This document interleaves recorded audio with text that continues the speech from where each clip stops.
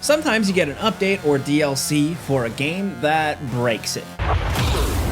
But not always really in a bad way, sometimes in a good way, or just a weird way. So we've got 10 examples of that. Some weird, kind of interesting stuff here, so buckle up. Let's get started off with number 10. Devil May Cry 5's Virgil DLC. This was released as either like a $5 DLC or it was packaged with the special edition of Devil May Cry 5. And it was a pretty lightweight thing. It's really just a bare bones Virgil mode, similar to what Capcom did for the 4th game, but it's not the amount of content that matters here, but the quality of it. And this is without a doubt the best Devil May Cry Virgil thing yet. This is the DLC to get if you thought the base game was lacking in depth, because Virgil has so many tricks and tools and hidden depth in his combat style that they could have just made an entire game with his moveset alone. He's incredibly fun to play as, and his presence makes the game just so much better overall, even if his campaign is just the standard levels, but you play as Virgil now, with no real story to speak of other than at the start and the end. It's your old school alternate character mode with a ton of bells and whistles for presentation, but if you're a serious Devil May Cry head, then none of that extra crap matters anyway. It's just about the gameplay, and with Virgil, gameplay is king. It's just an absolutely transformative DLC that totally makes the game feel different, and it only costs like $5.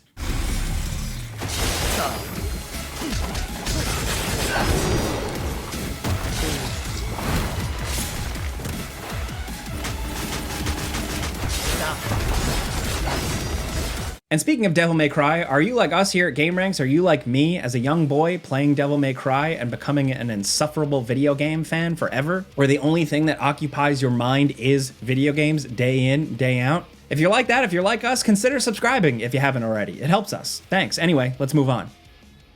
The first few years for Diablo 3 were pretty contentious. There was a lot to be unhappy about, like the real money auction house, the poor loot, and the unsatisfying gameplay loops of the original version of the game. But Reaper of Souls, released March 25th, 2014, pretty much single-handedly just like reversed the game's fate. What was once considered, kind of a failure by some of the player base, now is just a huge success across the board. They really managed to turn it around with Reaper of Souls. The darker atmosphere that felt more in line with the previous games was a nice touch, but the real game changers were like the pre-expansion patch that launched a month before that introduced Loot 2.0 and Adventure Mode, which was added with the expansion. These additions made Diablo 3 just so much more fun.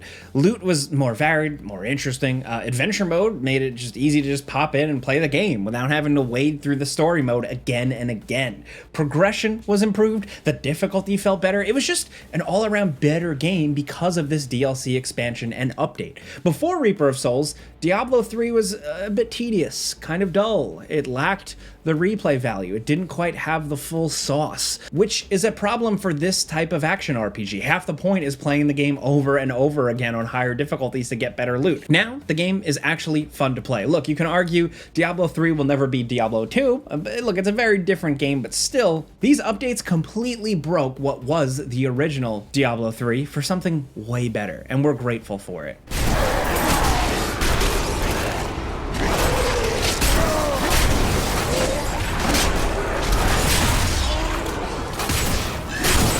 Next at number 8, Dark Arisen is more of an updated re-release than your standard DLC for Dragon's Dogma 1, but the content we're talking about here is essentially an add-on for the game, and it is without a doubt one of the major reasons why the original Dragon's Dogma is considered as good as it is. So along with like new skills, equipment, gameplay changes, the main addition with Dark Arisen is the Bitter Black Island, this massive dungeon that's like the most accomplished and interesting part of the whole game. It's this huge, complex structure with its own unique challenges, and it just feels utterly alien compared to the usual open world stuff of Dragon's Dogma. Fire works well!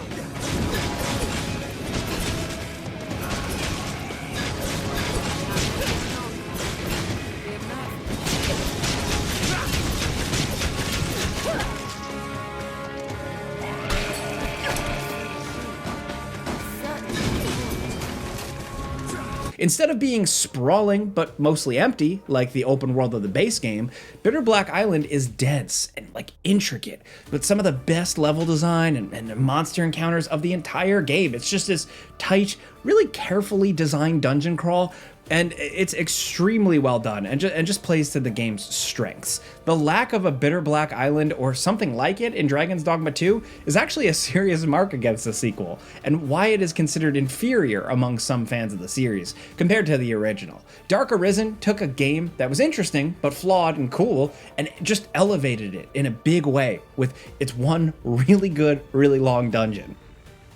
Now at number 7, if there's one type of game that can really usually benefit from DLC, it's the immersive sim. These games are all about exploring big, non-linear levels, so, getting a few more to mess around in is almost never a bad thing.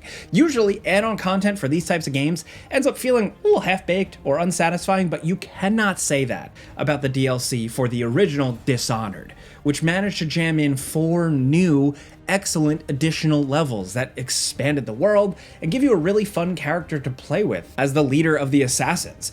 The new levels are fantastic, just as good, if not a little better than some of the stages from the base game. And the new ability to stop time when using the blink ability is incredibly powerful and satisfying. Look, he's just like a fun character to play as that isn't too far off from how Corvo plays in the base game, but he's got just enough that's like new about him that it keeps things interesting.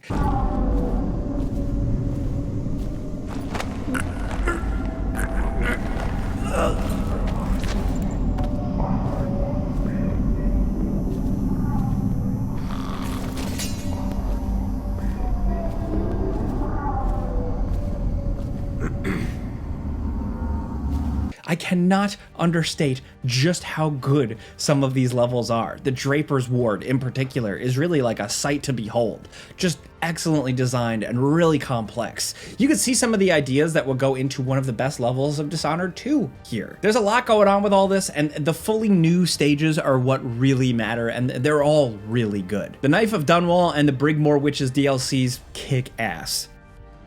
Next at number 6, nobody does DLC quite like CD Projekt Red, man. They blew our minds with Hearts of Stone and Blood and Wine for The Witcher 3, but Phantom Liberty for Cyberpunk proved to be even more transformative.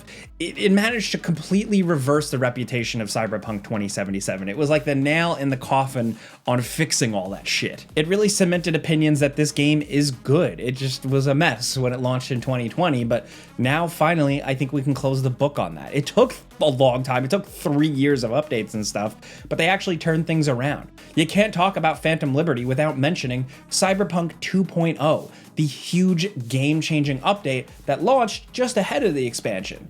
And while that was just an update rather than a DLC, you got it for free for owning the game. It's just as important as this add-on, changing the popular perception of the game. 2.0 just fixed a ton of problems. Launching that alongside this expansion, which is better than a lot of full-priced games we get, really just made Cyberpunk 2077 a much better game. Some people would argue that it saved Cyberpunk. I think it was all the incremental updates and then the big 2.0, but those things together are just great.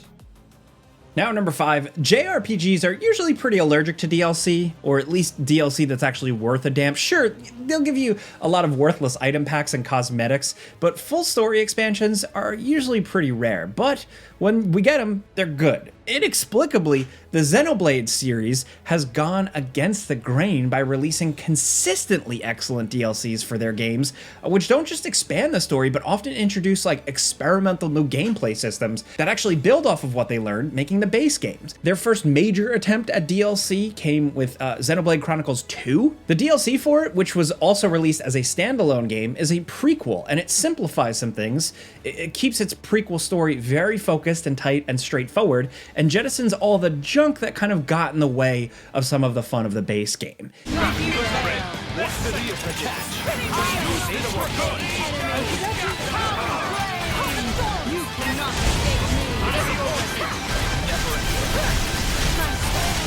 Anyways, it's just a straight up better game, or at least experience, than Xenoblade Chronicles 2. The combat system is better, the story is a little bit more interesting and more focused. It's a tight 20-hour experience rather than a big old 80-hour one with a lot of fluff in the middle. Look, opinions on this one can be kind of varied, but it just works in a way that the base game doesn't. All the other DLC they've released for the other games are also very good, but this one just stands out because it is such a major improvement over the original game.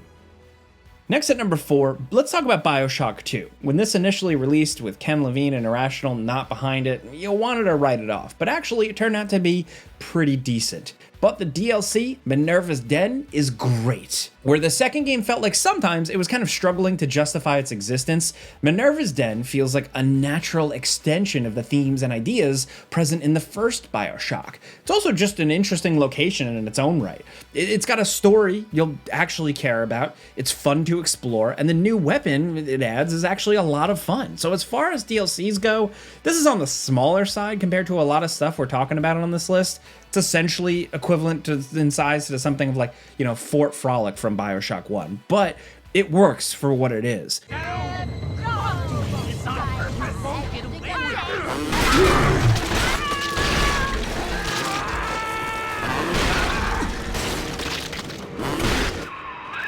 Reed Wall. He and I founded Rapture Central Computing together, but the greedy bastard pushed me out years ago. The splicers, the security. He pulls the strings in Minerva's Den now. It ends up feeling like sort of a lost level from BioShock 1 or 2, only with a central narrative that resolves at the end. It's got all the hallmarks of a BioShock mission. It's got a unique location where you learn about Rapture through audio logs and really cool environmental storytelling. It's got a crazy man yelling at you through the loudspeaker. It's got everything that you could want for a BioShock level, and it is so memorable and arguably more memorable than the base game. Next at number 3, Vampire Survivors. Look, this game owes a massive debt to the Castlevania franchise, so it only makes sense that the game's best DLC, and really the best part of the game period, is Castlevania themed. The Ode to Castlevania DLC rules.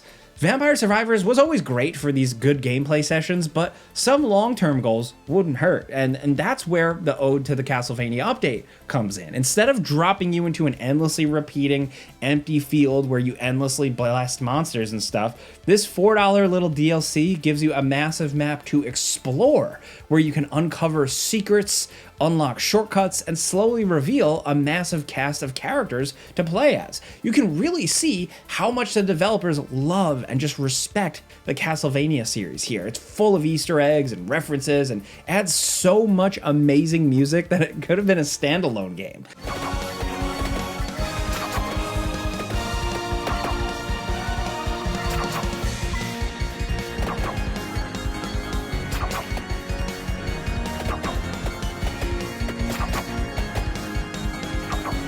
This could have been a full-on sequel. They could have charged full price for it, and nobody would mind. But we get all this new stuff for just $4, and not enough people talk about it. It is a crazy bargain that adds so much content and replayability to the game, and really just feels like it finishes off the Vampire Survivors formula. Going back after the DLC, like if you just go play the original, it feels like something was missing. It's still mostly the same thing, you're surviving for as long as possible before getting overwhelmed, but having an actual map to explore just makes it all feel so much more fun.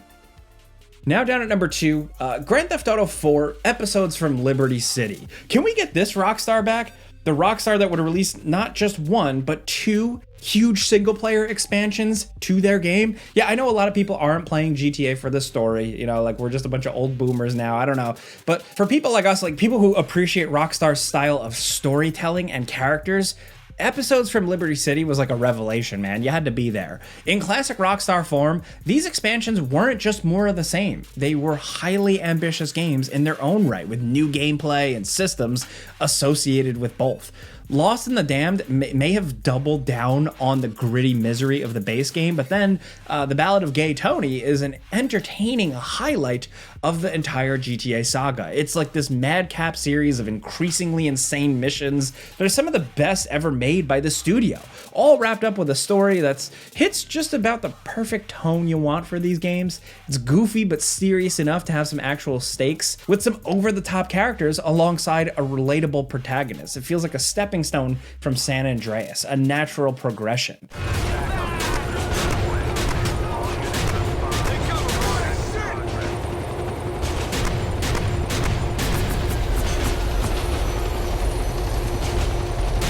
And I don't want to undersell Lost and Damned either, because it's also very good. But Ballad of Gay Tony is just amazing. Now imagine if we got stuff like this for GTA 5. It would have been incredible. It feels like different games. I know they've added a ton of DLC to like GTA Online, but it's just not the same, man.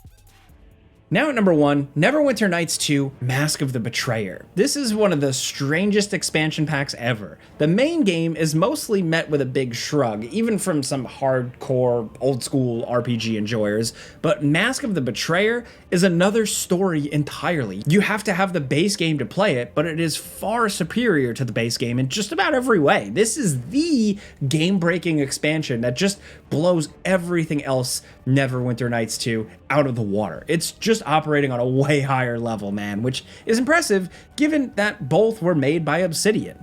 This expansion is often considered the last big hurrah of the classic CRPG period, and it's often discussed at the same time as like classics like Planescape Torment or KOTOR 2.